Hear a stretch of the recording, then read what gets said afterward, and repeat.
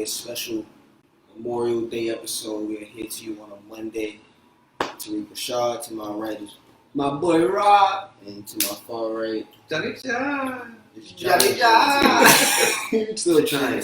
We're still trying. Soon to be married, John.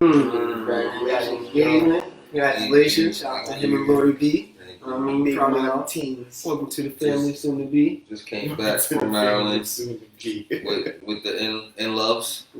That's So it's been fun. That's cute. I'm ready. You look real Ready beachy. to get rocked. Like you was ready. I want to have your little fun. Also want to just point out. Crabby. It has a lot of crabs and seafood's head. Ooh, gotta go back to Maryland Mall. I want to point out how both of these guys have cut their facial hair, yet they have already they've both already surpassed me in facial hair. I haven't cut my hair since February, but here we are. But another episode of Through the Hallway, we got a good one for you. Talk about some of the as discussed last week, we were not happy with ESPN top 74. So we've started to construct a list of our own. Starting at the very beginning stages, so you guys can understand the process and how we get to what we get to. So at least you'll understand that part. Right? You may not agree, but you can see where the process took us. Yeah. And so we're starting off with just naming our top of the last 30 years. 1990 to now. We're going to start this week with our top 15 shooting guards and power forwards. Yeah. We're going to continue to build our list that way, and eventually we will have 75 people, and then we will break down who goes where at some point.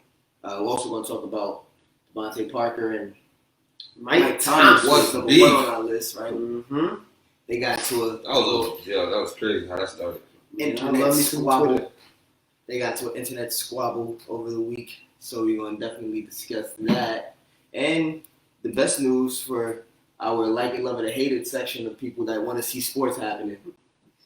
We have information about all leagues, I believe. All leagues plans to restart or continue, or even in the MLB's case, to start their season. So we're going to jump into that to start, and welcome in. Come in, y'all. Happy Monday. What y'all want to jump into? What league y'all want to jump into? I guess that's a better question. Let's talk about the NBA, which is in the midst of not postponing their season. The season is on layaway, I guess, right now. The season is on pause. On pause. Hopefully. We're in New York, so on pause. This week we're in New York. Last week we was Jersey. Right. Facts. Last week in Jersey. Back in New York, baby. So the NBA, in fact, we have even more information from last night, I believe. Right. Stating that the NBA has signed a deal in Florida about restarting and letting that be the hub, the only place where the basketball is going to be played. You guys want to jump into this? Yeah, I haven't seen reports that they have signed a deal, but that's definitely like the main talking point. Disney World, as we've been saying for the last couple weeks, is the ideal spot that the NBA has been looking forward to. A couple concerns with that, though. How are we bringing it back? I don't want to see, just being completely honest, transparent with you, I don't want to see the Hawks versus the Warriors. I don't want to see that. I want to see the teams that's ready to make the playoffs or fighting to make the playoffs. I want to see some type of, I honestly want to see a tournament. Like I'm saying, we've been talking about mid-season tournaments, mid-season things like that. This is the perfect time to do it. I don't see why we shouldn't have some sort of play-in for a 11 seed through 7 seed and see who gets those last 7, 8 spots in the playoffs. And I think if you do it that way, it also eliminates the amount of people you're exposing to the coronavirus. Just because you're eliminating a third of the NBA roster instead of having everyone there. But I'm super excited to see the progress that's going on. The NBA has a Board of Governors call on Friday to kind of finalize things, and we'll get another update then. So it's good signs for the NBA overall. Yeah, I'm just happy that there's been some like almost finalizing moves as opposed to, we'll get back to you in 2 weeks. Right. And then 2 weeks come, we'll get back to you next 2 weeks. Like, things are coming to a head, and it's good to see that, it's a smart move for the NBA because Disney is there They have a partnership with ABC for the finals. Players can still go to Disney World if they win. You know what I mean? It's a good environment for families, and I think that was one of the best. That was, they can go to Disney World if they win. They're gonna beat it. They're gonna beat it. But I think one of the key components of this is not just the players, but their families. Yeah. Because they have to sacrifice, leaving their homes. And if you're going to do that, then what better place to be than Disney World? I mean, what better place to be? So I think that's a great move for the NBA. I just want to see how they're going to do with the stadiums and if there's going to be fans allowed, who's going to be allowed in the game, how are players going to be able to sit on the benches, is there going to be social distancing enforced there? What times will the games be? I know that they plan on reopening at the end of July. So we'll get some postseason basketball, which is great because this is supposed to be an Olympic year. And usually in the summertime we're watching Olympics, but as opposed to watching the Olympics, we'll be watching the finals, which is dope. So I think it's great. I love it. I love the NBA opening back up. And I finally get to see some sports. No more watching old clips. I mean, even though one thing that this time has let us do is to really cherish those players that came before and actually appreciate them for the greatness that they had. Because sometimes they just be in the back of our mind like, oh yeah, he's just okay, it's all right. And I'll watch them clips. Hey, I'm like, yo, AI's real. I mean, like Paul Pierce, Famous Explosives was like, yo, people don't understand how good Paul Pierce was, and then he was number 2 behind Kobe in shots made in the fourth quarter, for clutch buckets for a long period of time. So, those things, as a basketball fan, I think it opens up our eyes for the generation that's like, oh, the NBA was an X, Y, Z, and you get a chance to watch them on tape. It kind of puts things in perspective. Yeah, somewhat. I mean, if you're watching the full game, I think it gives you more of a overlay of how the game was played and how different it is than what it is now. Way different. A lot of these guys that we love now and cherish now, I mean, they wouldn't have gotten the amount of shots up. It wouldn't have been as many shots in the old way of playing basketball. I don't know, bro. I was looking at John Stockton and Karl Malone and them, and you get 24 seconds on the shot clock. They spend the first 6-7 seconds running a dummy set in order to get Karl Malone the ball on the block. That's the one play. That's the play. Or, like you said, Pat, they pick and roll. That's the play. So a lot of these, secondary and third and role players, their shot selection was a lot lower. We didn't run. They didn't run the way that we run now. Everything isn't up down the court. Defense was allowed to be a lot more pesky, and they are physical. That's a better word.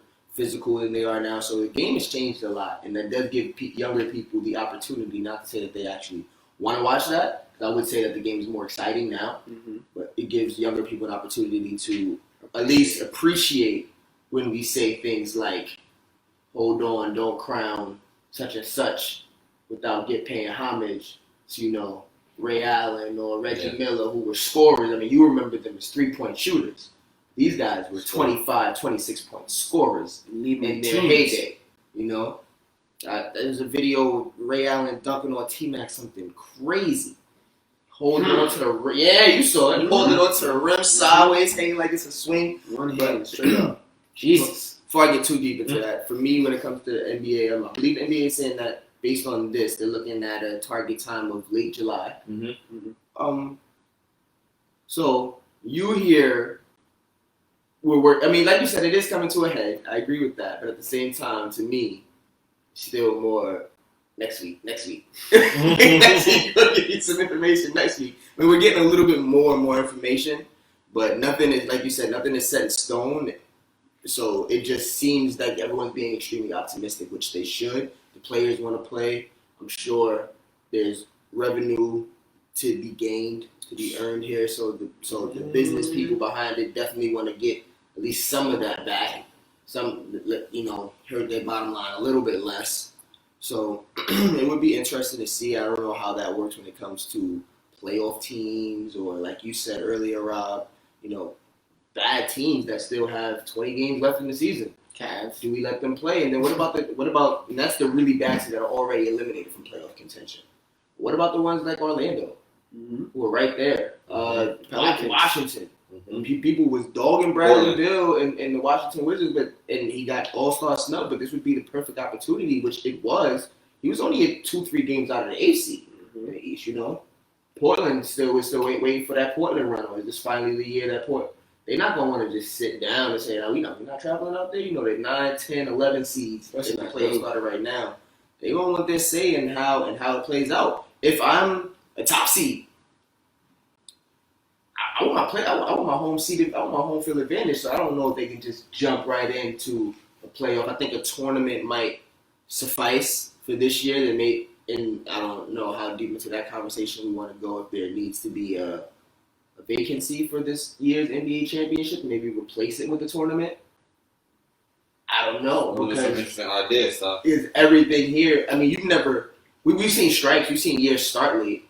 We've never seen a year start, stop, just start back up. So this would be a first time for that. And like you said, a tournament, something that they've been talking towards. So maybe crown the tournament champions, the tournament winners champions. But I feel like some people there's gonna be a talking point negatively against whatever happens. I like the idea. I like the idea of tournament. This is why I like the idea of tournament, because the only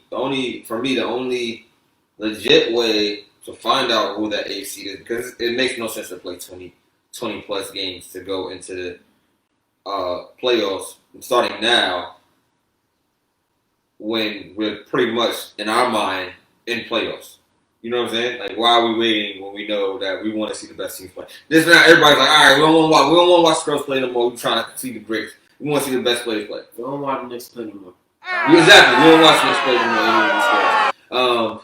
But with that being said, sorry. I take back. And rest in peace to my Knicks this season. So it's over. But with that being said, I think that a play-in game can be feasible. A tournament for like the 8 seed for both conferences, that would be fire. A 1-game play-in, like for like the top 4, 7, 8. What, even that? 8 through. How fair is that to say to a team like Memphis? You guys don't play together for 3 months. You can practice at home on your own individual time.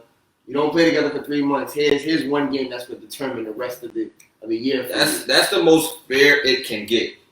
That's the most fair it can get. Is it? Unless you have them, unless you want to stop the season and let them have a mini playoff series. And have a 3-game series. Like a 3-game series, that would be a little bit better. I'd rather see a 3-game series tournament than an NCAA style. Nah, it's too much. I don't think the best team has the best chance. And that's why me personally, I really appreciate the NBA's playoff format, because, and especially basketball, the 7-game series, 99% of the time, the best team wins. Yeah. If you think about it, how started, Phoenix was really good. Imagine if Phoenix came. All right, Minnesota was really good. Phoenix is young, 25. I think they're one of the younger teams in the league, and they go up against, San Antonio, Houston, who's one of the oldest teams in the league. And it take PJ Tucker and them guys a second to get their legs and James Harden and jump up. And James Harden, he's been shooting, but he ain't been shooting at the intensity of in-game play. Mm-hmm. So it would have been 8 for 14 or 9 for 17 for him turns into 4 for 14 or 8 for 20. In a 1-game series, you mess around and lose a game like that. The Lakers are a little bit older than other teams. We can't afford no 1-game series. No, I'm about to. You don't want to see Phoenix versus Portland. I think this is a great topic. Curry and Klay Thompson's back, so I definitely think it's a great topic, because we can go on and on about this in speculation. This should be a topic for another show. It is all speculation. Because we have great ideas, and that's pretty much what the NBA is going to be doing for the next couple of weeks, trying to figure that out. Figure it all out. But coming up next, what's more pressing for seasons is MLB. And they're looking at starting their season. And I haven't heard too much about it, but they're we're planning on going on starting our season. So, Tyler, do you have any information on that, or Rob? What are y'all perspectives on that? So they're hoping praying. They're in the same Hope range. and pray. Same. Well, I say praying because some people are losing out on money. Mm-hmm. And rich folk go crazy when they don't get their money. That's all I'm going to say. I'm going to leave it at that. Rich folk will get crazy when they're not getting their money. So, but the MLB is hoping to start something in the summertime. They're looking towards late July as well. I think a lot of people just in general are pushing things toward that back end, not the back end of summer, but giving summer a little bit of time to materialize and see what it hits for within the rest of the world, within the rest of society, and then these prominent organizations can make more informed, more in tune with society decisions. Regardless to what they do, they're gonna receive a lot of backlash. They start early. There's gonna be the whistleblowers like myself saying, I'd rather be safe than sorry." The later they start, the more restless the people that are supposed to be making the hundreds and thousands of millions and billions of dollars are going to get. And like we talked about before, they have way more power when it comes to the media, when it comes to controlling the narrative. So it's going to be extremely interesting to see where they go with this. They haven't said anything for sure. They're talking about prorating checks because, again, we're talking about money now. So these players, and MLB is a 7-month thing? 6 days a week almost, every week? Summer was You there. taking road trips. You really taking road trips. Yeah, right? You in Boston for 4 nights. Yeah. Boston for 4 nights, and then you got to go to Florida Marlins. You got to go, not the Marlins, Miami Marlins, right? You got to go down there right after. You play, it's nuts. The division disparity is nuts. You get Tampa Bay followed by New York. It's a nice little 18-hour drive if you're driving 2-3 hour flight, followed by Toronto Blue Jays. They go back to Baltimore. They go back to Baltimore. And that's actually, I would say, off the top of my head, that division is probably a lot closer to other divisions. So, MLB has not really confirmed anything other than trying to figure out how they're going to pay their players and if they will be back in, hopefully by July. The NFL has a lot more time when it comes to the time is slowly getting here. NFL right now, this is May. It will be around right after the draft, so they're working out the rookies. Training camp is about to start. OTAs is about to start soon. Those are the optional workouts that they make. Voluntary team workouts that are almost mandatory. You don't make them. It's a big story. So, what I heard is, a couple things I've heard is that they're shortening the season. MLB is going to be 82 games long. The playoffs will be expanded from 10 to 14 teams. So that's fair. This is a key thing. Designated hitter in both leagues. Yep. They've been hinting on that for a while now. Why not? This is the year to experiment. When we talk about the NBA, we experiment with the tournament that they've been talking about. This is the year to experiment. The NFL, why can't I get the name? The NFL has already let us know that they're going to be doing a whole new playoff format this year. So I see it as. Oh, another thing is that in like certain areas, if your city is not like properly quarantined, then you can switch to your training, your spring training stadiums. I wonder where that's at. In Florida! or Arizona. Florida, Nevada, Texas, bottom of the state. Southern states getting money right now. Hey, man. Essential business, professional sports. Southern states are willing to put their people at risk a lot more, too. Professional sports are essential business. But that's the part. Yeah, and hockey, I've seen they're trying to propose a opening similar to what the MLB is doing with expanding the playoff seating. They're doing the same thing with theirs. So it's just all around good to see that the leagues are at least having a conversation surrounding how we're going to open up. Yeah. What is going to be the no one is trying to finish the year. No one wants to say this is it. And I've also seen a report that the NFL is planning on having full stadiums. Yep. Full stadiums. Well, that's the hopes and dreams and wishes that by September it will be safe enough to have full stadiums. That's typical of the NFL. Yeah. Like it's so traditional. Like even in the midst of coronavirus, we're gonna continue make sure that Trickling going down the field. Exactly. We are doing the same thing consistently. We're going to be right on time. I mean, hey, but we'll see what happens, bro. I'm glad that sports is in the fold again. And Cuomo said it best. It's like, sports. Some people need in the summer hopes and aspiration. That's what sport does best. Mm-hmm. He didn't say that verbatim, but those were what I got from his words. Oh, you looking forward to going to Giants training camp? I'm looking forward to watching TV and turn on ESPN and not seeing First Take reruns and Last Dance reruns and old games. What you can see though, I can see live sports. You go on Twitter, you can see some beef going on between two people. What's beef? Roast beef.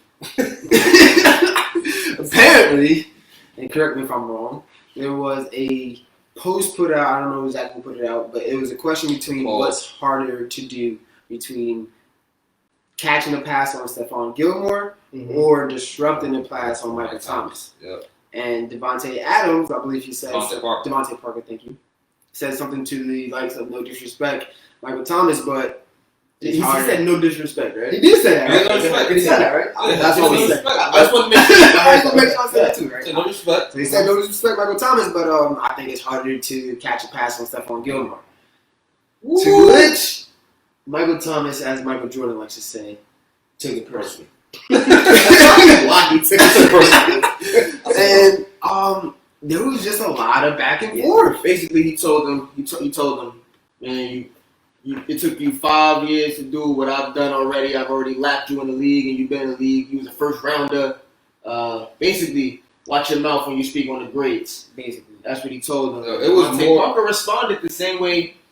I looked at it like, bro, you mad? What happened? What did I say? You good? What did I say? So, what does this mean to you guys? Why are we talking about this? Rivalries are always good. Mm-hmm. I think that the competitiveness of the sport deems for it. I think that anytime that you see somebody at the top, you like, okay, this is my chance to take a jab at him. And he did. He took his shot. You feel like Devontae Parker took a shot? I think that he didn't initially mean it to be taken as a shot. But I think if I'm a competitor, bro, I'm not going to say that Michael Jordan's the best. I'm not going to say that Kobe's the best. I'm going to say the defender. I'm going to get I do this to Rob all the time. I'll be like, yo, you trash. He don't be trash. He be nice. But I can't say he's nice. But that's the thing. He didn't call him trash. He said somebody that I've been playing against twice a year for the last 3 years. He's been in the league about 3-4 years now. He's been in He's been in Buffalo. In that case, someone that I've been playing against my whole career, I've watched him at the top. It's pretty damn good. I'm not saying you're bad. I'm saying what I know. I don't line up one-on-one with you. I'm not a cornerback either, so you have to try to disrupt the pass with me. But I know what it's like to be covered by Stephon Gilmore. It happens to me my whole career, especially Stephon Gilmore comes to Buffalo. Yep. Happens my whole career twice a year. Yeah. I see it from that end. But I also see it from this. Devontae Parker just had his best year. He not only did have his best year, his best game was against Gilmore, who was the best defender in the league this year. Like Mike Thomas to us was the best receiver in the league. I think it was a consensus that Stephon Gilmore, although there were people whose names came up and down, whether it be Jalen Ramsey or even Richard Sherman didn't have that great of a year. But they still consider one of the best boy out in in the Buffalo league. now. Tre'Davious White, guys' names went up and down on this list. But Stephon Gilmore was from the very beginning of the year a top player, the top corner, the guy to look behind. And bro, it's tough to catch a pass. It's tough to catch a pass. Yeah. I mean, I look at it like this: when you great, you ain't gotta say nothing. They don't even gotta put you in this whole category. So. As a Julio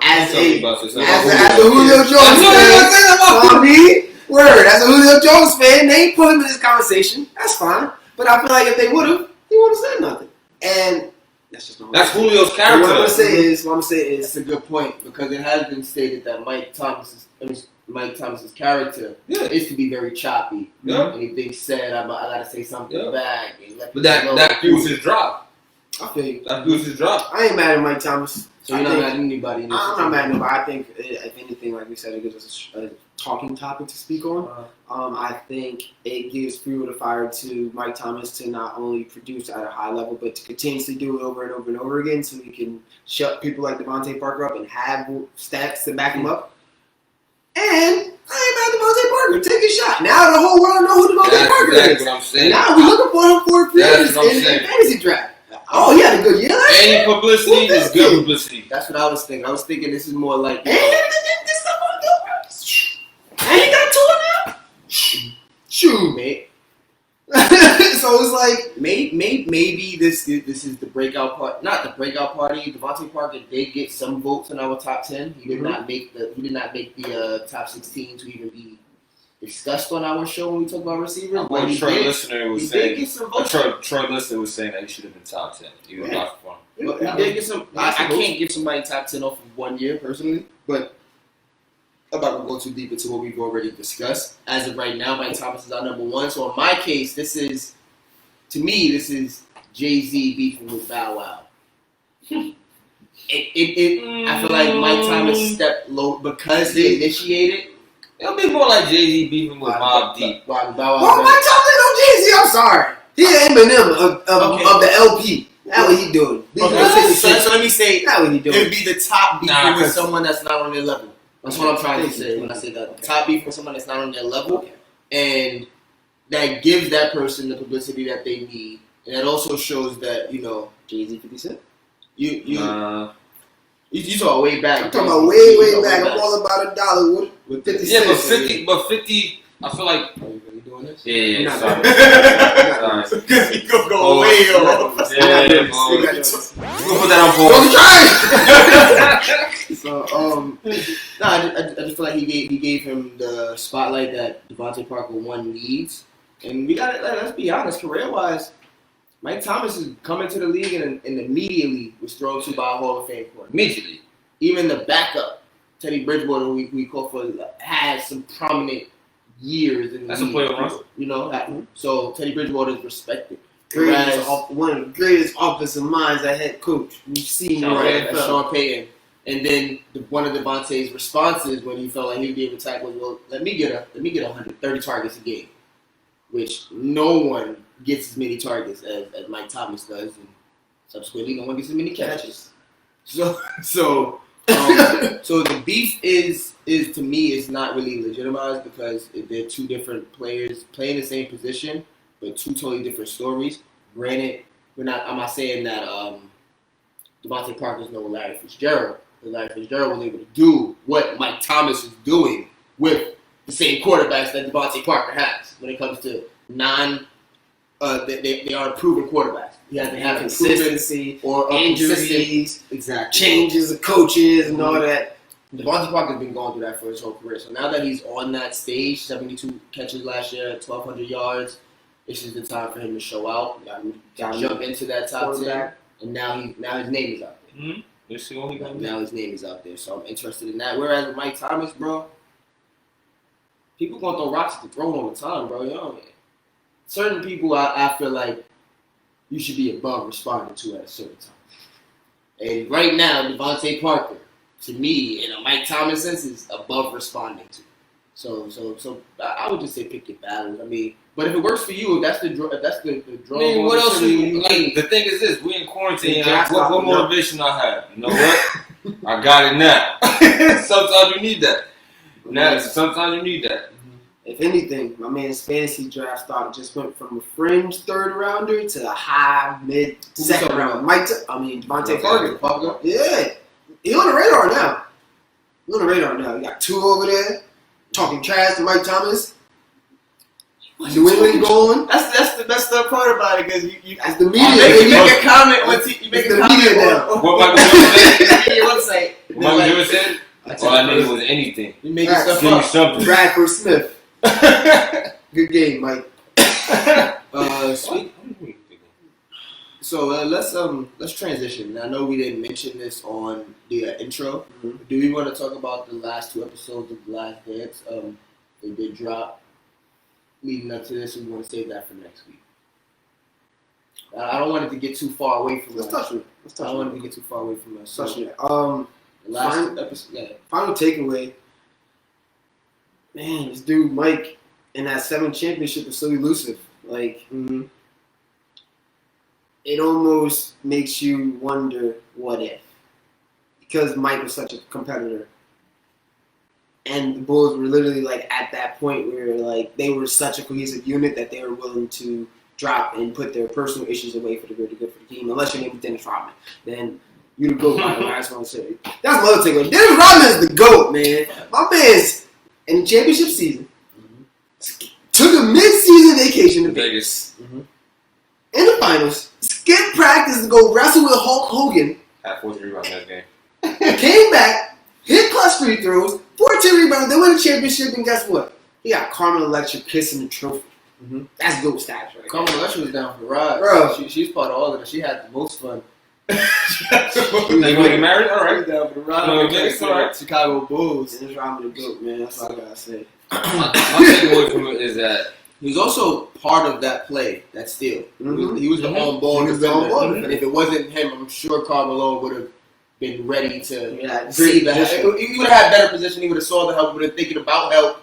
You know the double team is coming. If someone else is guarding you, but they put the best defender on you, baby. It's not. I gotta get this bucket on him. Here comes Mike around the corner for the steal. I really wanted to I can dissect this because me and Rob was talking about this the other day about how the illegal defense is. Change the game. NBA, bro. Technically, Michael Jordan's playing illegal defense. Because he was standing in the paint. Yeah. Because you're supposed to go with your man. So he didn't go with his man. Was he there for more than 3 seconds? It don't matter. It doesn't matter when you... First quarter. I'm gonna tell you why. What do they call it? What's the call? Illegal defense. That's what it's called. Illegal defense. Utah Jazz shooting free throws. Go back, watch Game 6 the first time. They got a movie out there on ESPN. First quarter, there was at least 3 different times where Karl Malone was on. They did that dummy play to get Karl Malone on the block, one-on-one with Dennis Rodman. What happened? Literally out of nowhere, just called a whistle. I'm like, why is it called a whistle? It was illegal defense. They shooting free throws. I'm trying to watch the play. You have to be within three feet. And I'm like, oh, you can't help off. At all times. You literally can't sag in the paint. You can't do that. They made one-on-one play easier. They made one-on-one play easier. To me. You can't play boxing elbow. I can't literally, Luke Longley, you can't shoot. You in the three-point line. I'm going to just stay in the paint by his elbow just so I can control everything else. Nah, that's illegal defense. You got to go out there and be arms width within him. So it's like. But neither here nor there. Yeah. That's another conversation for another day. Yeah. That topic, exactly, got you thinking, right? Got you thinking. I did my research. I was like, wow. Anyways, with that being said, it showed me you got to know when to leave. Okay. Phil Jackson understood that and was a master of taking in the moment. Do you think? My question is, you think he understood that, or you think he was just like, it was the best send off fu to the guy who had been talking all season about I don't care what he does, he can go 82-0 and he's still not going to be here. So then they actually go and win the championship. So it could have been a big fu, Because but the way that it ended, That's some a lot of them had different stuff to say from Weinsdorf to Cross to Mike. Phil to Mike. A lot of them, none of them seemed to be speaking the same tune. Mike was more optimistic, like, yo, it's Phil. We came back. Jerry was like, hey, we had the conversation. Weinsdorf was like, hey, we had the conversation, and it wasn't working out. I spoke to Phil and said, I'll bring you back. Jerry was with it. Jerry wasn't there to comment, you know? So it was just... My thing is this, like Phil Jackson, he knows how to use friction to motivate his players, but he also knows when there's too much friction, I have to step away. So the same situation with Kobe and Shaq, right? I'm gonna write a book. I'm gonna step away because now it's getting too toxic. You know what I'm saying? Like it's getting too toxic. So now I have to leave. Okay. So with this turmoil, if you tell me I win 82 games, or I wouldn't ship my 6th one, not you, but your boss tells me to come back. You think it's not going to be the same situation all over again? Can I deal with it? With all the taxing that it was that last season, that they had to create a whole documentary about it, about one season. You think it was able to withstand another season? You think that they were going to let Dennis Rodman do that same thing that he did this season, next season? And it's going to be, heck no, bro. That's why they call it the last dance, bro. If you notice with Dennis Rodman, you didn't let him do anything. Where's Dennis? Right, exactly. But I'm saying, do you think that the players would have let it rock? Oh, well. Do you think that Michael would have let it rock? Do you feel like Scotty would have let it rock? Do you think that would have caused more dissension within the group? I feel I'm like going to answer your question with the question, because I have a question for you.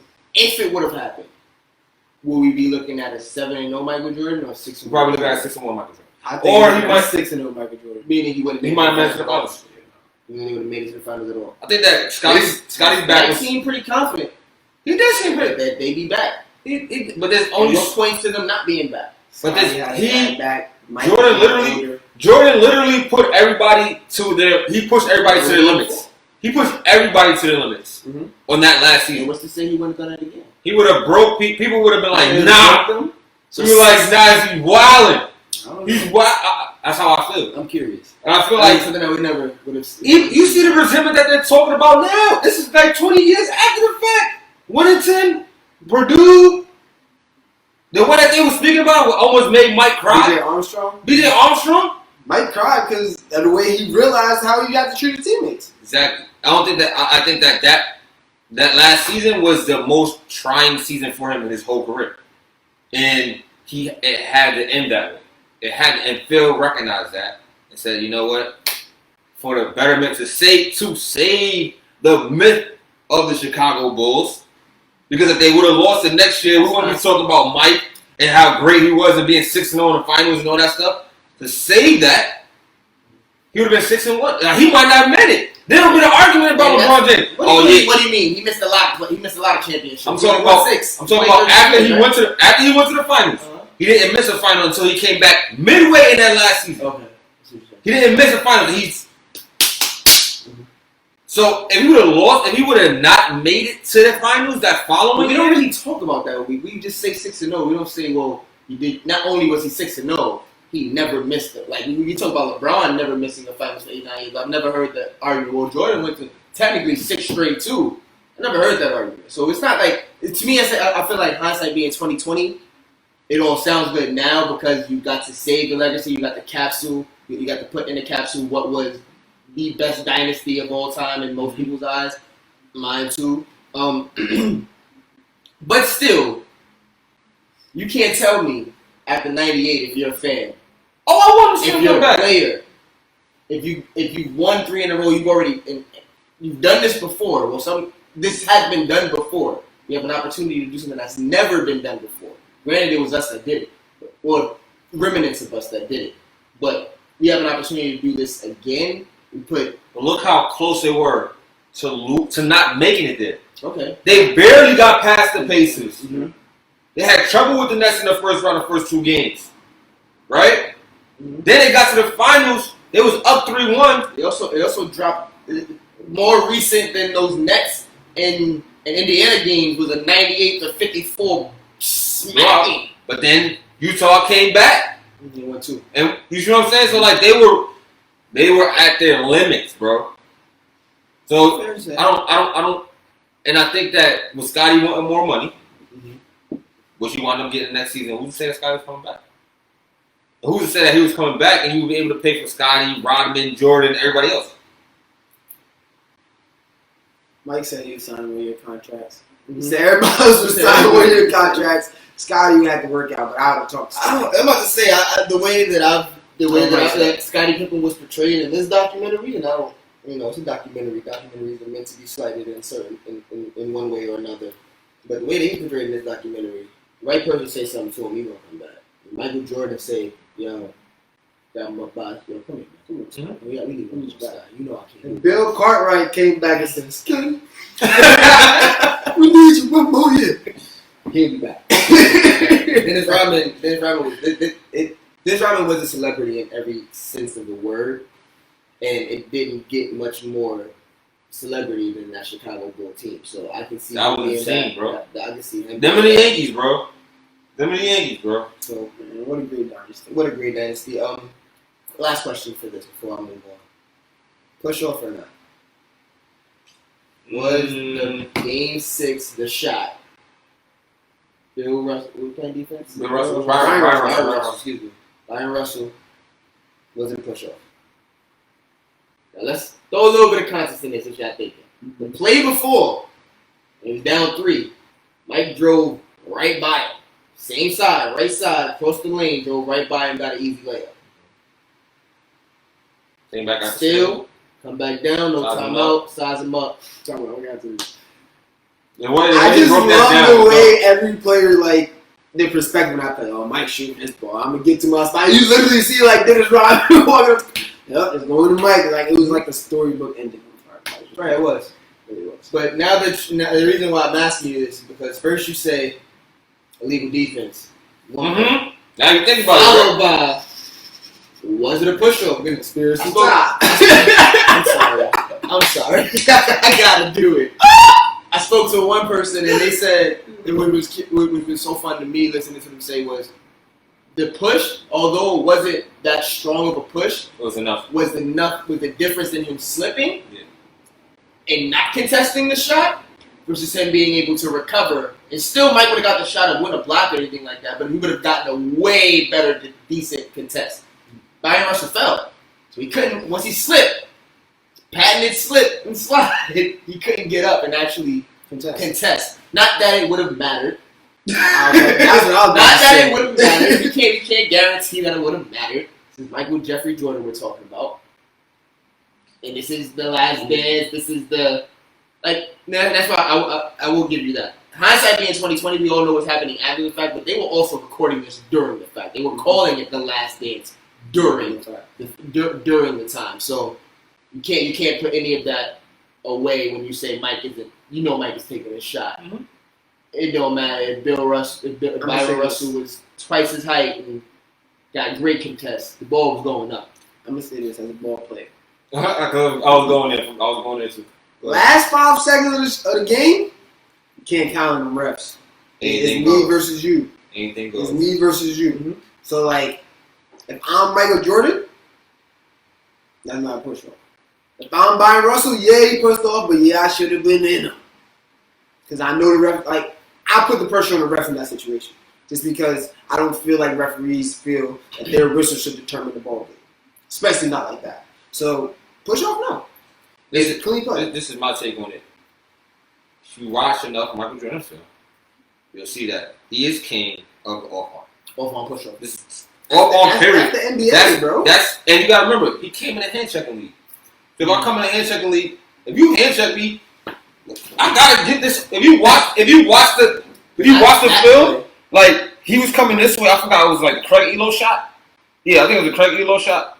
He was dribbling, dude had a dribble like this, and he was like, you know what I'm saying? So that's a part of his game. So if you know that as an official, and it's Michael Jordan, and on top of that, the way he did it was so smooth. We didn't know until they slowed the tape down. You don't realize it until you slow the tape down. And his hand, look, it's like, I know. If you watched it the way he played it, he came, he switched hands and then dribbled. He switched hands. I disagree. He never put the ball in the left hand. His hand was all the way up court. He never put the ball in the left hand. Hold it up court to the left side with the right hand, then dribbled and watched. So alright. But he had to come back into the right hand. To the left hand. He didn't come back to the right. He didn't come back to the left hand and then he shot it. So this is my thing. If you on my hip and the referee's here, as a pro, this is greatness. This is why he's great. I know he can't see it. I can't see it, and the way he did it wasn't like a. It was just extend. It was just a little tap. Like he gonna move a little bit. That's what they were saying. Kind of. One dude said guided him. He said he guided him as a maitre would guide you to your seat. Yeah. So he said he gave him one of those. Have a seat and watch the shot. It's over here. It's over here. That's the thing. He was off balance. Because of the last possession. Because of the last possession, he just drove by him. I'm gonna also say this: as a defender, there's been times where I've been off balance and made that recovery. And that's just the person that I was talking to. But saying if there was no push, he's able to contest without fall. He slipped a little bit, which killed his contest. That's just a good shot. It's like In that situation, bro, I'm on you. I'm not letting you get nothing. I feel like that's skill, bro. That's a good shot, bro. That's mano y mano. It's the last thing. And with the illegal defense, you ain't have no help. So I just gotta be clear or something. Like I told you, I wasn't really watching basketball as heavy at that time. It was more like just saw on TV. My dad or uncle, I was watching it. Are you saying you can't double team at this time? You can double team, but you can't come across the paint to double team. So let me break this down. I can't fathom why you don't send at least some sort of looking double team at Michael Jordan with 13, 14 seconds left on the clock. You got no time set for defense. They like this. Remember off the steal. You remember off the steal, but it wasn't like it was off the steal and he went right into the play. Transition. If you look off the steal in transition, then he stood at the top of the key for 5 seconds. 5-6 seconds. He won that last shot. But look, listen. Help me now! In that situation, it's a steal. Mm-hmm. We're transitioning. Mm-hmm. Everybody's trying to go back to their man and find where they at. John Stockton's literally going, you get him, you get him, you get him. So it's not no time like no one's intrinsically thinking let's double team Michael Jordan because if you double team Michael Jordan, he gonna pass to Steve Kerr, who gonna be wide open, he gonna hit these shots like you saw so many times. Also, that's your question. Mm-hmm. Who would you rather take in that last shot if you're playing defense? I'd rather the tough shot. Tough shot. Not open three. The tough shot with no contest. I want my defense set up. With no contest. You can't. That's a tougher shot than wide open. You can't. It's not true. You can't go 1-on-1. The rules of the game were different. This is what I'm saying. Tougher shot. If your brain is fixated on those rules, which means that I have to stay in 3 feet of you, or else I'm going to get caught with illegal defense.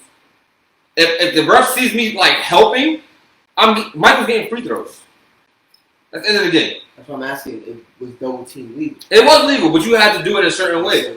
So like, it's 5 seconds, no timeout. It's like not 5 seconds. It was like 13 seconds. Got the ball back with 17 seconds. But in 17 seconds, you're trying to match up. You're trying to find your person. You're trying to get in position. You're not thinking about double teaming. The only person thinking about guarding Michael Jordan is Michael Jordan's matchup with Byron Russell, and he wouldn't go find him.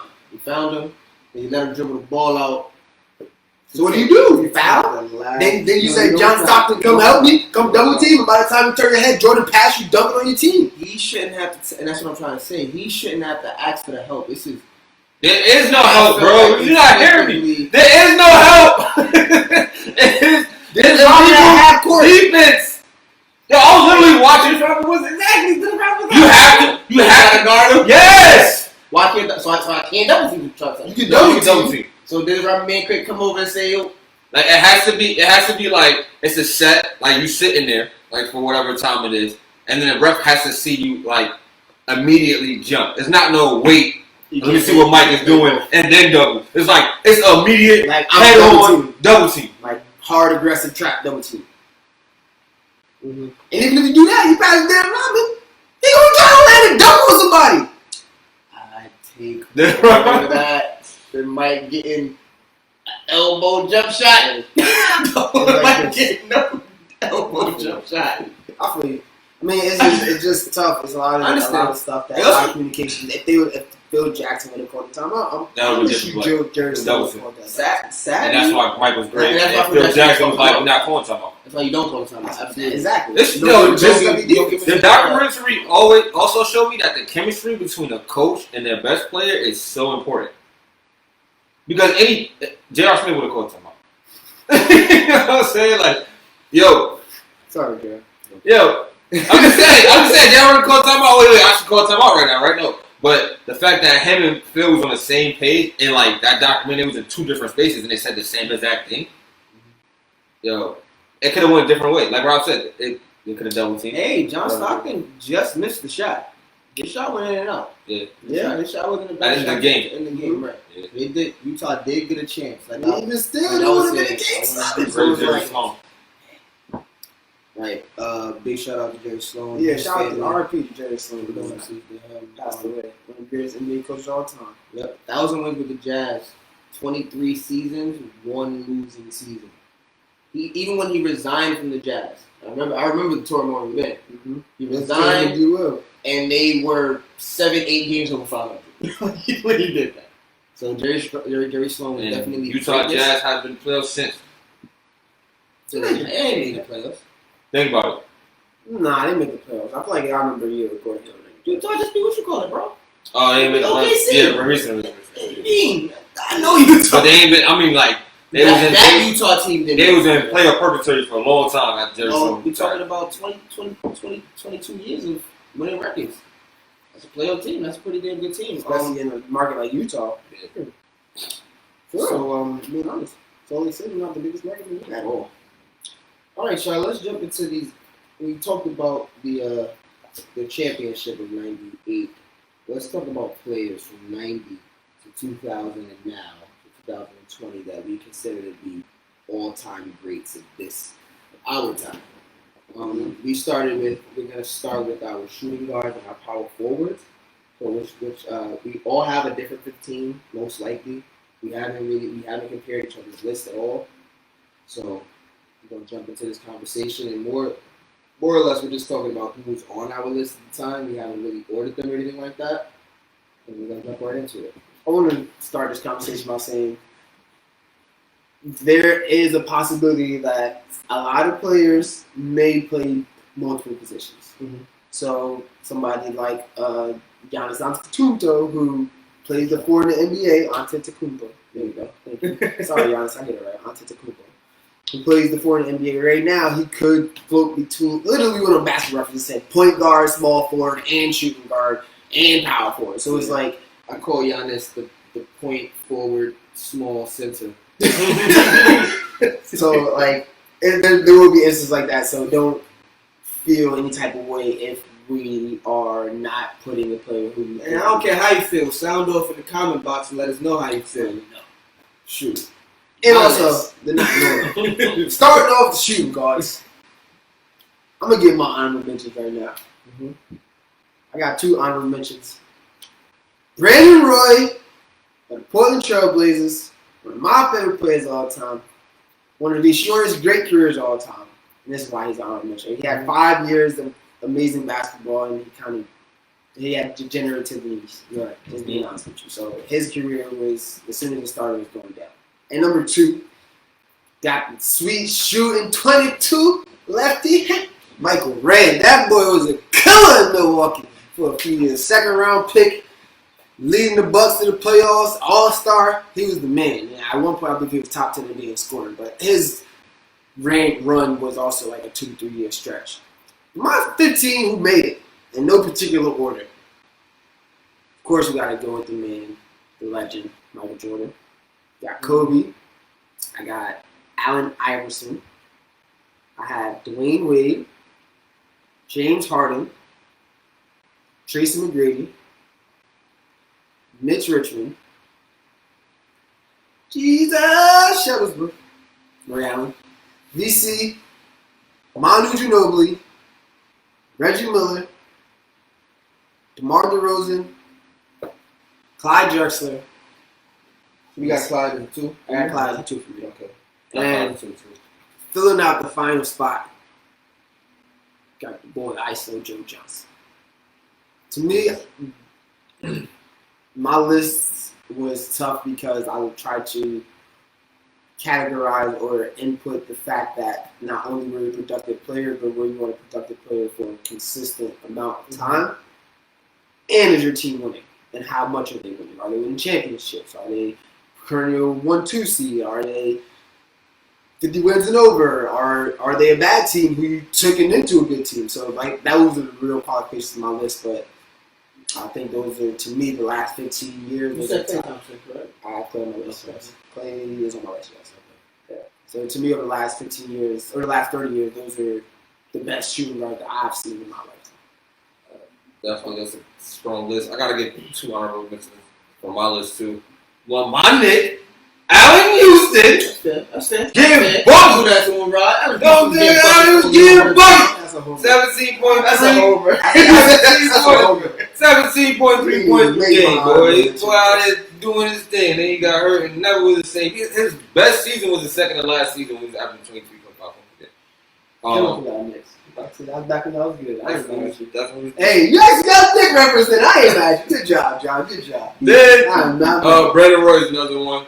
And then, like, I always think of 6 men, and like how underrated they are, Jamal Crawford was a problem, bro. Yeah, Jay Crosser. Jamal Crawford was a problem. Sir. He was beast. Like the man come off the bench and give you any type of buckets, whatever you want, bro. Most sixth man award before Lou Williams got the title was Jamal Crawford. The tired. And he was the tired. And he was the essential sixth man like that you wanted coming off the bench. He was very essential in those Los Angeles Clippers run. That man was a microwave. Microwave. You put him in, gave 50 and 20 minutes. And a highlight waiting to happen. But my list over the last 30 years, 15 is one of my favorite players of all time, Tracy McGrady. It's not in any order. Tracy McGrady, Michael Jordan, Kobe Bryant, Reggie Miller, Dwayne Wade, Ray Allen, Klay Thompson, Mitch Richmond, Joe Johnson, James Harden, DeMar DeRozan, Allen Iverson, and sometimes stats don't. No, listen. Stats. He about to leave him No, out. let him off. Stats don't do people justice, but this dude definitely changed the game. Man is no good.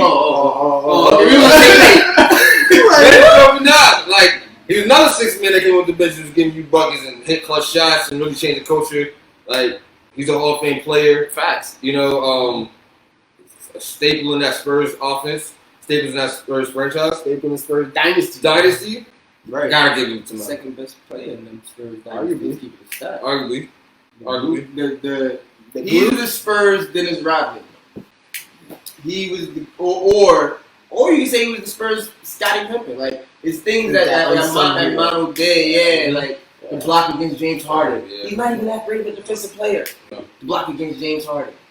Dunking on your best two defenders. Swatting backs. When it don't even look like it might be a layup, then he go and turn the crowd. You talk San Antonio really don't get that crazy. Nobody bought that to you. Look at that Euro. Woo. One of the best Euro artists there are when it comes to the Euro stuff. Him and James Harden. James Harden D-Wade, I would see at the top. When it comes to that, slapping bats out the air. Game goes pop. Grabbing it. Who does that? Manu. Manu. Making pop up and go bald. Yo, he really done out. And that's another part. You remember how Manu came in the league? He came in the league kind of on a like Tony Kukoc in a way where it was like, yo, this dude is alright overseas, but is he really going to materialize something in the league? Let me go rough him up. But that wasn't the case. Y'all come out there, he was hooping. Yep. Yeah, bring Team USA to Argentina. I'm gonna hoop. Yep. Yeah, he wouldn't gold medal. Yep. He didn't go medal. Yep. He was hooping. Yep. That's a hooper. Yep. So I wasn't. I didn't even want off the list. It's a bona fide hooper right there. So that's, and I got Clyde Drexler, and finally, last but not least, and I had to give it to him with Paul George. I think that it's 28 points per game, like last season with OKC, and then he's continued to make the playoffs. Two-way defender. He led his team to the playoffs with the Pacers. One game short against LeBron James and played against him multiple times. And now he's playing. I watched the Feast of the East yesterday. The Feast. He's part of the Feast. He's part of the Feast. Paul didn't literally do this last year. Literally said that last year. Yep. So those are my topics. Okay. I want to start my honorable mentions. You said one of them, Jamal Crawford. I thought was worth talking about really quickly before I did my list. Jamal Crawford was stable in the league. I think the only reason why he did make my list is because early in his career, when he was still even a starter, he was extremely inconsistent. Back in Chicago, New York Knicks days. But I was about to say that. There was a game, he dropped 50 in Chicago, he dropped 50 in New York, he got a whole bunch of ankles lined somewhere under the garden. Rest in peace to Darren Williams and Kurt Heinrich and all them ankles. Signature move, behind the back twice. Behind the back step over, it's like a behind the back hop step. It's freaking amazing. I think we've all tried to do that in the park at some point. Yep. Even if we just buy. We've all tried to do that. I wanted to mention him. You said Michael Brad definitely had a short time period in which he was good. I want to Brandon Roy as well. We did not make my list, but I want to definitely give a shout out to Monte Ellis.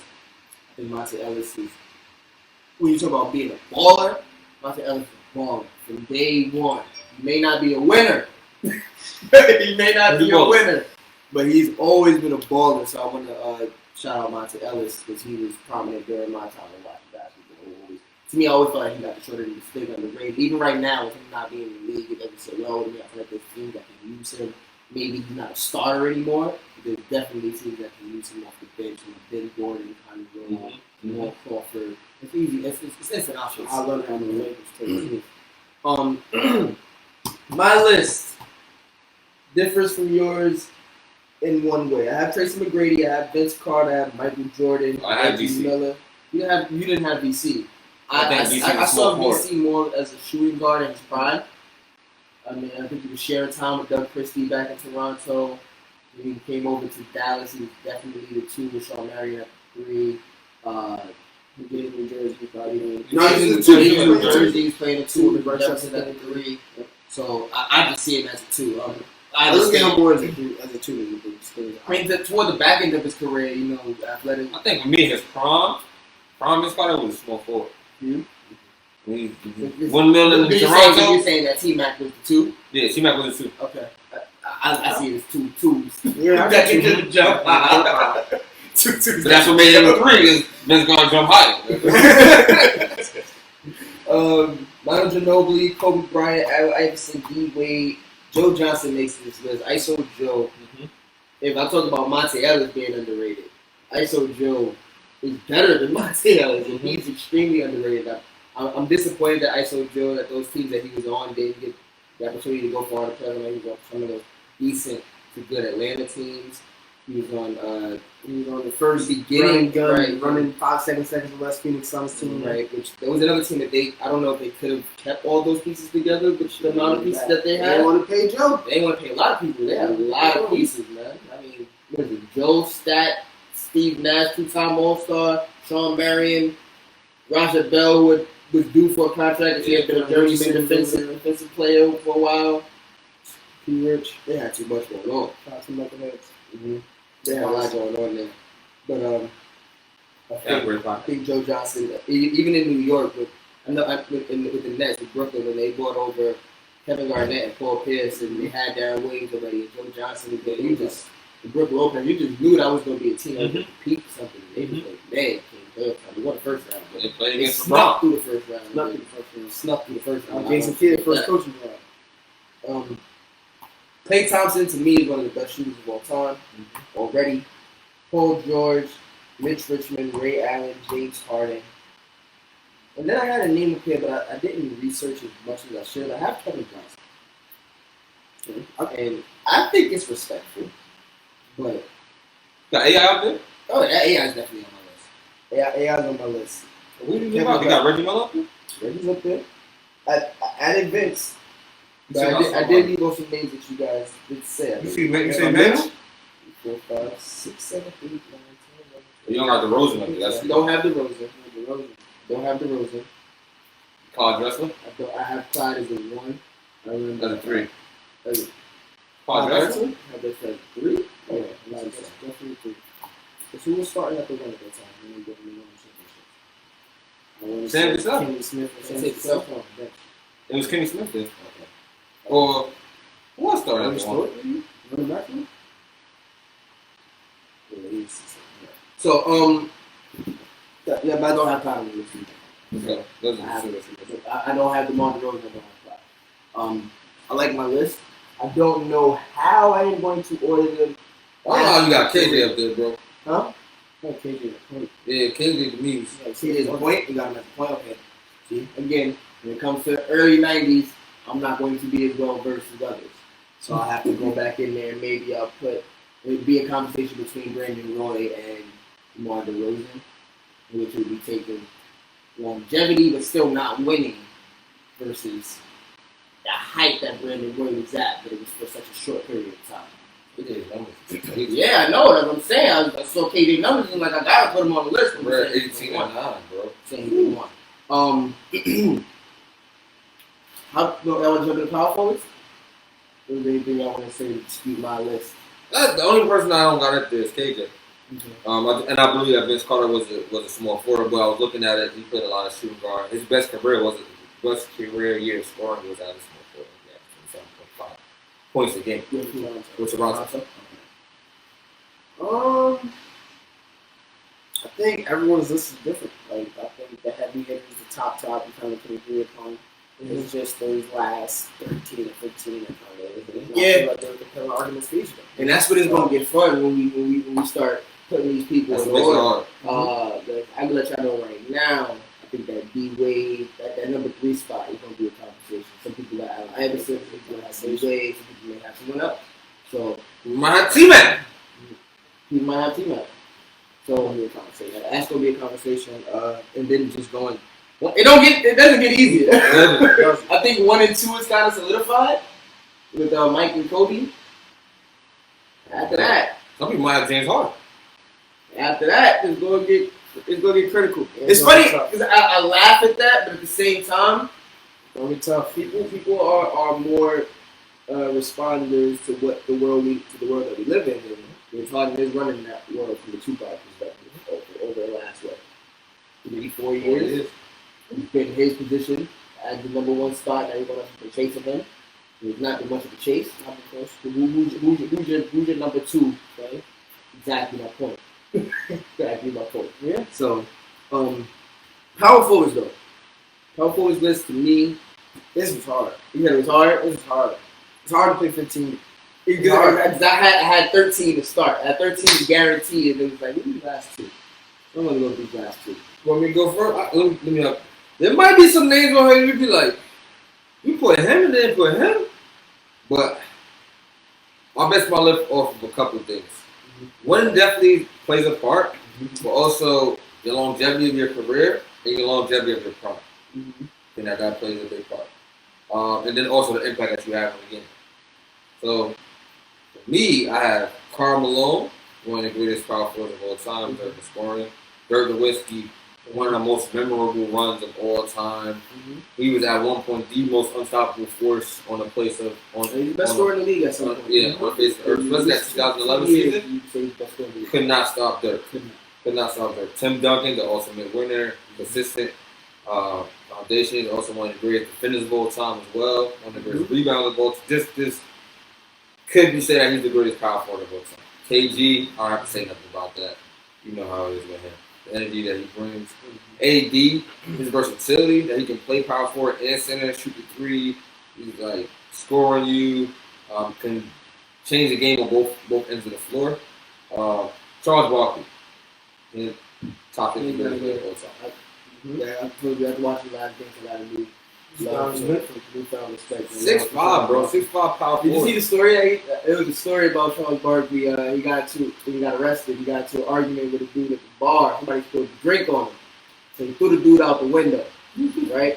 And when he went to court, the judge asked him if he had any regrets, any remorse. He was like, "Yeah, I regret that he was on the first floor."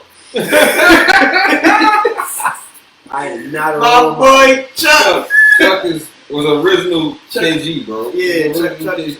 Yeah, I like Chuck. So I got Chris Webber. Remind me of my grandfather. Chris Webber.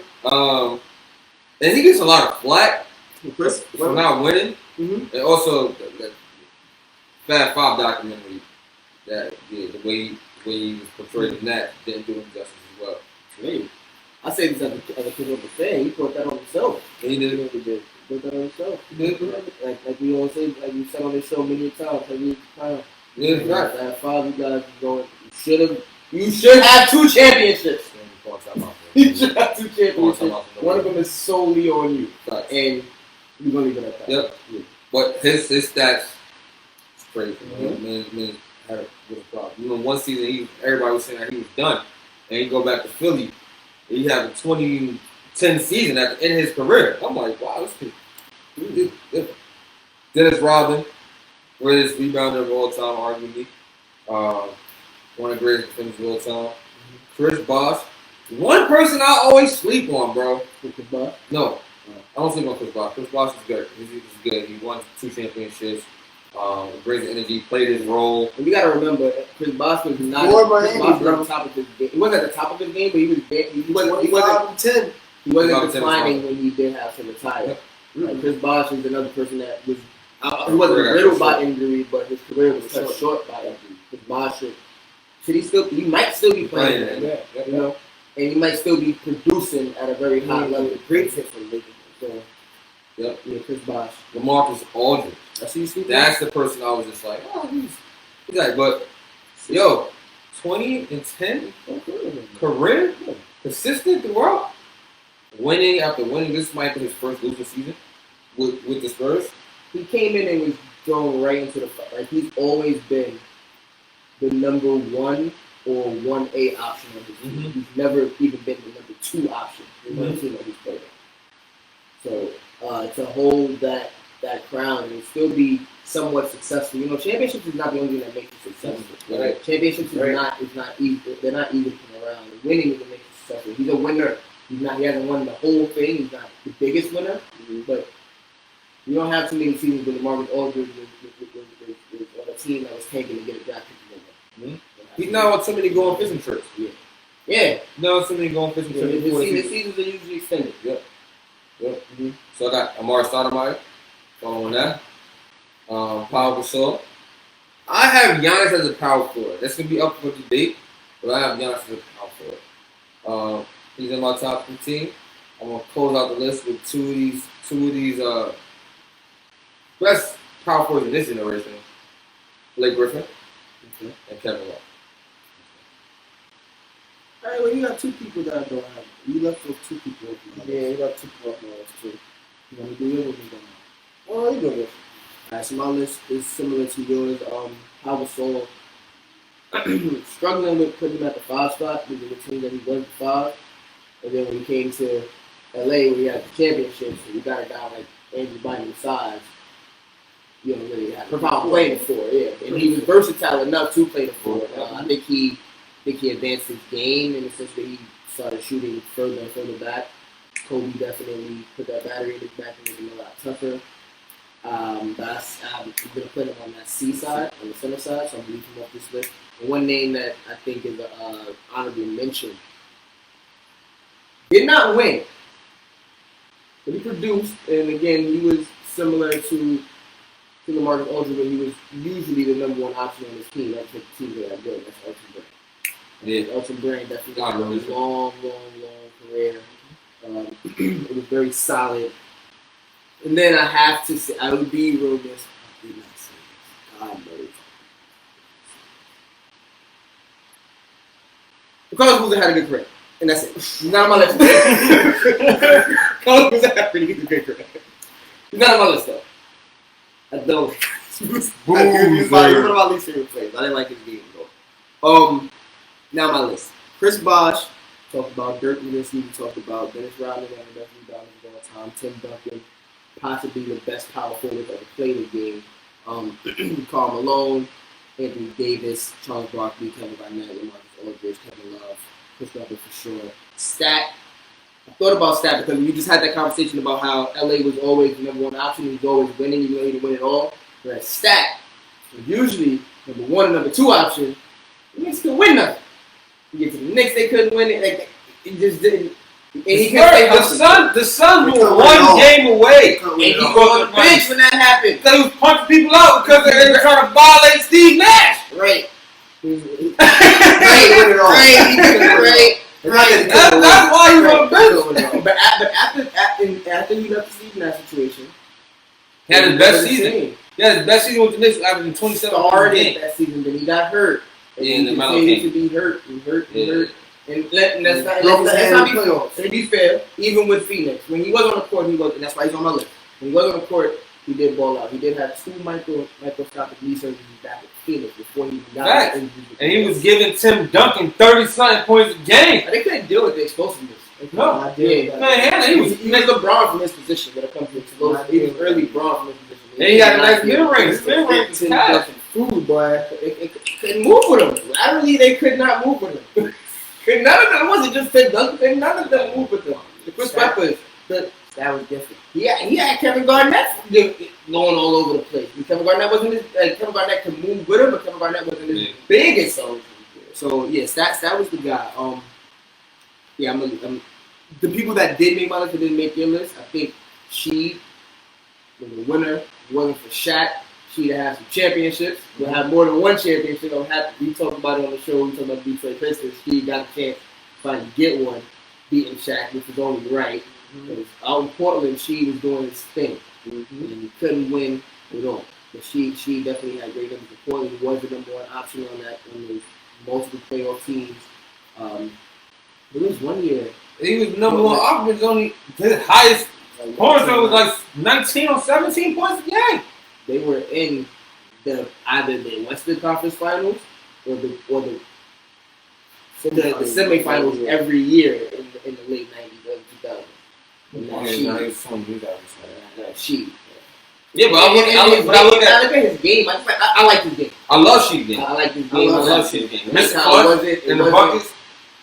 Yo, she will finish the game off for you in a minute, whether defensively or offensively. I just feel like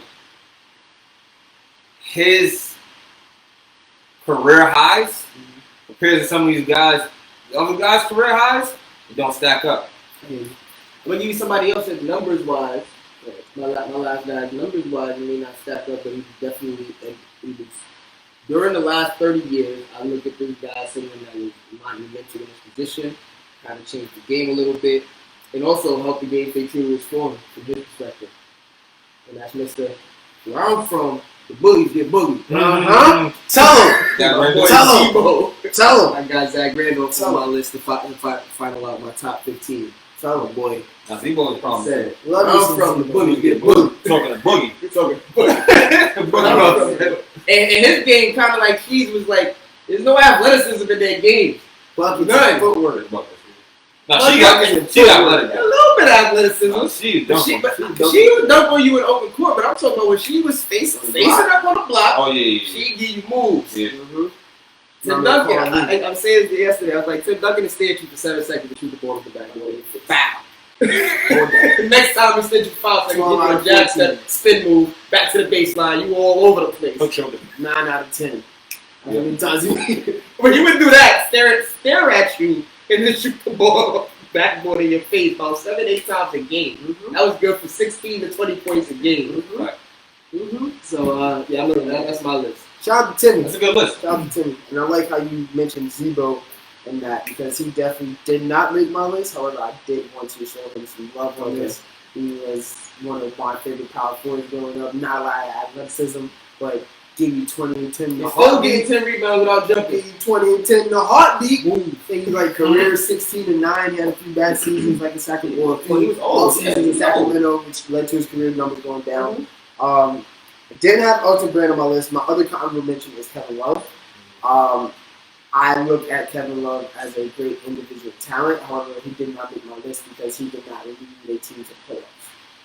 He was 20 and 10 on them. Sorry, Minnesota. 26 and 15. He was 30 and 30 and going 30 wins and 50 losses. I don't care. Nobody. I don't care. Wesley Johnson. Don't matter.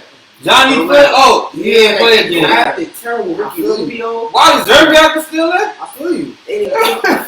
Dang. I feel you. Come on, So if you that great of a player, you're going to get some W's. It's the West. I feel you. Everybody was running from Braun. You got to get some respect. AD made the playoffs in the West. Not doing 20 and 10. She, who made my list, also made the playoffs. Not getting 20 and 10. Making it way further. He didn't have that great of a team. Brady ain't got a great team, but he give you 25 and 12. So I'm not saying that Kevin Love is a great player. The thing that holds him off of that top 15 is I look at this and I'm like, all these people, all these. It's hard because numbers wise, it's hard to leave Kevin Love. And he's a champion too. I feel he you. won chip as a third seed, but like I look at these players and they were either number one option and they were on the playoff team consistently. That went deep in the playoffs, and Kevin Love didn't make the playoffs. That's just as the leader, right? So that's why he gets my honorable mention along with Zach Randolph. The people who I have on my list, we all got the big ones: Timmy, KG, Dirk, Malone, Chuck, C-Web, AD.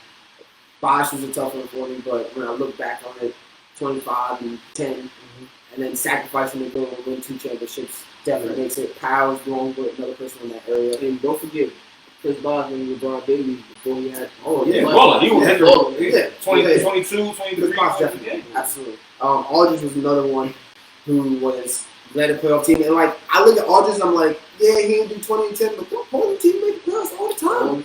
All the time. And this is why I have him over at Kevin Love. You saw why he was same thing with Amari Stoudemire. Got buckets. Buckets, injury riddle and everything, but they in the playoffs. Blake too. I give, and that's my last one, or besides Rodman. Blake, this was the one I'm like, okay. But The reason I give Blake the nod is he performed the playoffs. Granted, he had more people around him, right? And the Clippers were a mortar-bound franchise. He was top 5 MVP candidate for like 3-4 years. Developed his game, changed his whole game around. And like, I want to say the Pistons made the playoffs 2 years ago. They did. It did, yeah. So they did. And he played on that hurt leg. right. So there's my balling, list. too. So and then look at him. Double. He's 25 with 2 coming up. Triple double. He's always averaging triple. They literally had a Blake Griffin alert. Like, don't forget the Blake Griffin alert because every time he caught a rebound, it's like, oh my God, what he about to do? He about to do so. And a lot of people on this list, I remember him putting Chris Bosh on a poster, Dirk on a poster, Timmy on a poster, Pau Gasol on a bunch of posters. He was that. He was embarrassed at Pau Gasol. Blake was a problem. Yeah. He still is a problem. Hope he gets healthy. I'm looking forward to seeing him come back and be a developing NBA player. But Who do you have on your list that we don't have? I got She and Blake. And this is the one. This is the one. Sean Kemp. Okay. Sean Kemp made my list for the same exact reason why Kevin Love did not make the list. He made it to the finals. He made it to the finals, and he was 1A on that team. I mean, Gary Payne averaged like 17 points that I year. saw a stat. Yeah, no one on that team averaged 20 points. That team that won 60, I think they won 60 games that year. No one on that team averaged 20 points. It was more of a team by committee. It was Gary Payton, it was Sean Kemp, there's somebody else over there. And then Detlef. Dallas, I want to say I'm not sure. But I mean, I look at winning, impact, and your production. Because, like, it's more than just putting up great numbers. And I'm not taking away anything from Kevin Love. I think he would have been, had he played for the Lakers, instead of us getting Dwight Howard, and we would have made the playoffs, he'd be on the same thing. Like, just to be honest with you. But I am holding away the fact that Minnesota's general managers suck. Mm-hmm. They continually suck. Mm-hmm. I mean, they did a good move by Trey Beal, but they suck. Like, you can go on and do a whole segment about that. But, I mean, this list was tough at the end of the day. And I remember, like, when I'm making it, I was sitting here texting these guys, like, yo, this list is super tough. And there was just people who like Ben Baker, who I want to get some love to. People like Derek Coleman, people like Tom Gugliotta, who like maybe 1 or 2 times All-Stars. And you look at their stats like, wow. But then you keep going, you're like, Love had 20. Dang, G did this. Some people are just hard names, you know? Yes. You hear the name, you're like, yeah, I remember Theo Riley. So like, Did he perform? I just want to say that ESPN, I take it back. Some of the stuff I said about you guys last week. It is a lot of much more of a difficult job than I imagined it to be, but still, yeah, we didn't even jump into the ESPN part where we have to actually number and order these. Right. So we just gave you our 15, and we have to come together with a list that has more than 15, more like 19, 20 on both of them, and bring it down to who deserves to be on the top 75. I also would agree that if we're doing a top 75 list, I would say that if we're doing a top 75 list, that it may not be as even 15 point guards, 15 shooting guards. It may be, the 17 power forwards that are just that's going to bring the point guard list, the shooting guard list down to 14 and 14. So, and I'm not saying that that's the position that's going to happen. We're just curious to see how these numbers play out. What's our through the hallways top 74, top last 75. 75. It's gonna look right. So I'm really intrigued by that. But next week we got point guards and small forwards, which is probably even a harder list to make. We also got the center. That's gonna be a good one. So I'm looking forward to having another conversation with you guys. Anything we looking forward to on this upcoming week, man? No sports. Yo, isn't Black Ball coming up? What's that? The Clippers documentary about Don Sterling? Oh yes, right. Already. Okay. Let me check That I see the rise and fall of Lance Armstrong, which is definitely something to be curious about. Yeah, because you forget how on top of the world is. 7-time world defense champion back to back. Now all that allegations, You got dope allegations, and let's not live strong was it's That not was the the brand. answer. I got the last one. I still got the Boys State's career. So interesting to talk about that next week, man. Hopefully we have more information on B and NBA. Maybe just some Twitter beef. Lastly, your boy got a win. Oh, I was gonna say that for the road credits. It's time for road credits, man. Facts. My boy Payne, man. Payne Brady. That was a commercial. Him and Tom Brady got that dub, boy. Dub. And that dip. Him and who? Him and Tiger Woods, sorry, got that dub against Tom Brady and Phil Mickelson.